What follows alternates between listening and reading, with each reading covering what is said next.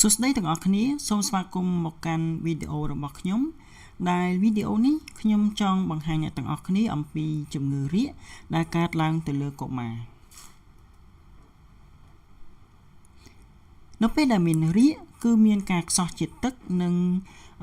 អេឡិចត្រូលីតដូចជាពពួកសូដ្យូម ប៉ូតាស្យូម ប៊ីកាបូណាតមកតាមលាមកដែលរាគខ្សោះជាតិទឹក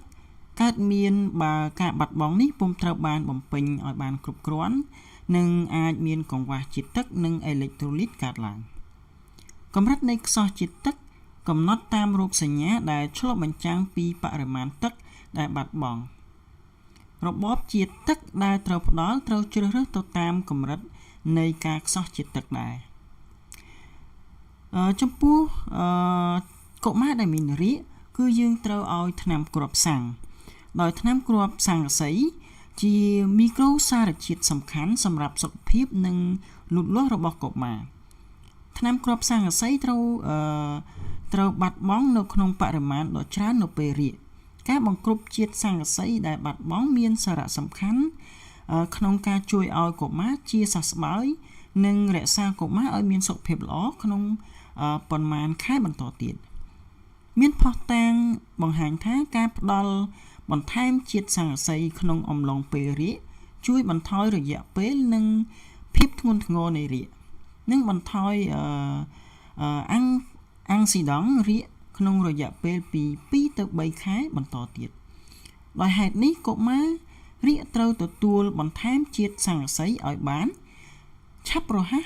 តាមដែលអាចធ្វើបានក្រោយពីរាគចាប់ផ្ដើមក្នុងកំឡុងពេលរាគការថយចុះនៃការបរិភោគចំណីអាហារនិងការស្រូបសារធាតុចិញ្ចឹមនឹងកើនឡើងនៃតម្រូវការសារធាតុចិញ្ចឹមជារឿយៗរួមគ្នាបណ្ដាលឲ្យកុមារស្រកទម្ងន់និងពុំលូតលាស់បានល្អកង្វះអាហារូបត្ថម្ភអាចធ្វើឲ្យ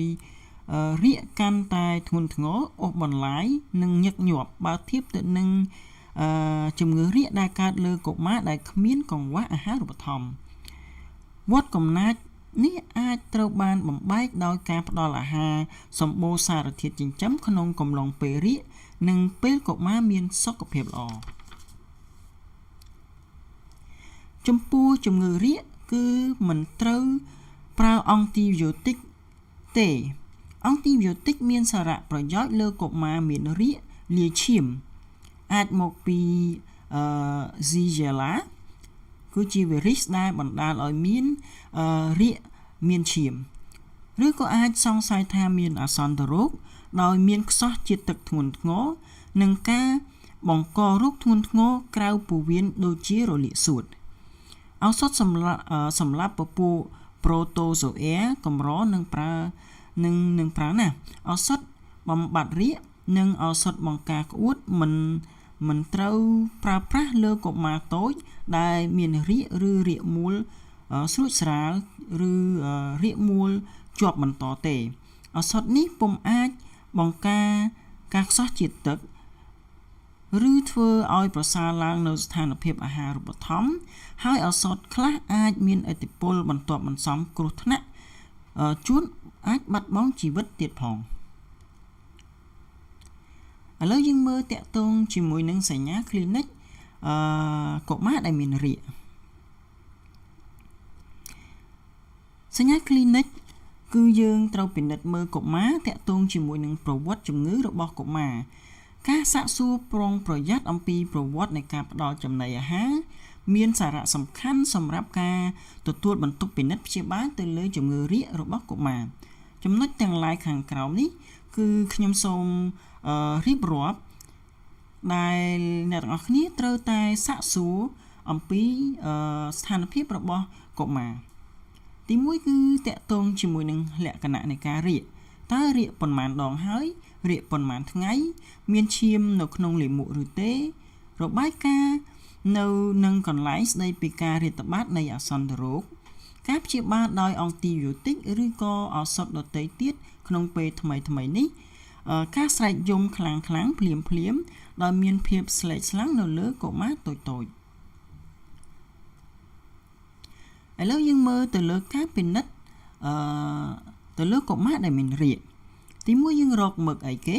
យើងរកមើលសញ្ញានៃការខ្សោះជាតិទឹកមធ្យមឬក៏ធ្ងន់ធ្ងរមានដូចជាលេសឡាស់រងាំរងើមានអាចមានសន្លឹមអាចមាន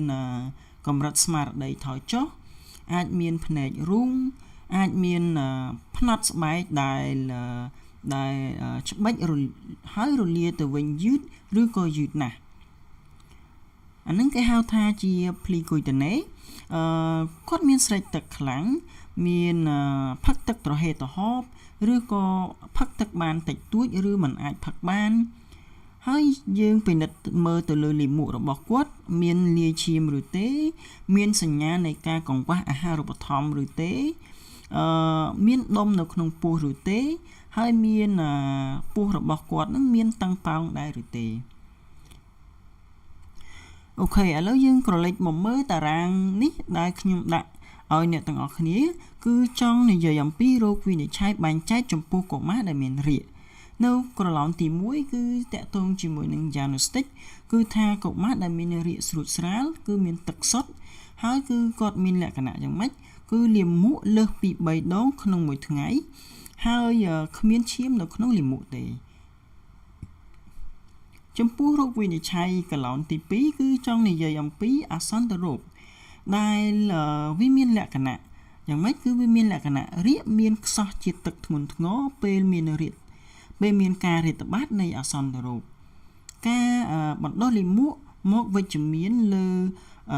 វិជ្ជមានសម្រាប់ពពោះ Vibrio cholera នឹងឯង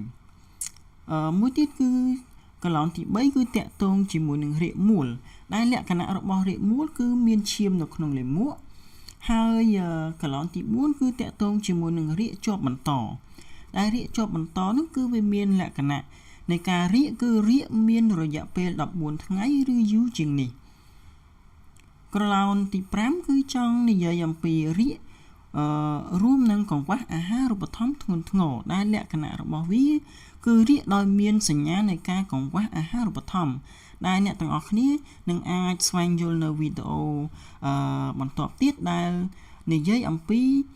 ការរាគជាមួយនឹងការកង្វះអាហារូបត្ថម្ភធ្ងន់ធ្ងររបស់ខ្ញុំមួយទៀតគឺកឡោនទី6និយាយអំពីរាគរួមនឹងការប្រើអង់ទីប៊ីយោទិកពេលថ្មីគឺវាមានលក្ខណៈនៃការប្រើអង់ទីប៊ីយោទិកនោះគឺវាមានវិសាលគមធំនាពេលថ្មីដែលកឡោនចុងក្រោយគឺយើងនិយាយអំពីពោះវៀនដែលលូនចូលគ្នាដែលវាមានលក្ខណៈមានឈាមនៅក្នុងលាមកមានដុំនៅក្នុងពោះអាចរកឃើញដោយការពិនិត្យតាមរន្ធគូតកុមារស្រែកយំខ្លាំងភ្លាមស្រែកយំខ្លាំងភ្លាមដោយមានភាពស្រេកស្លាំងមកជាមួយសូមអរគុណអ្នកទាំងអស់គ្នាចំពោះការតាមដាននៅវីដេអូសង្ខេបខ្លីដែលនិយាយអំពីជំងឺរាគទៅលើកុមារវីដេអូបន្ទាប់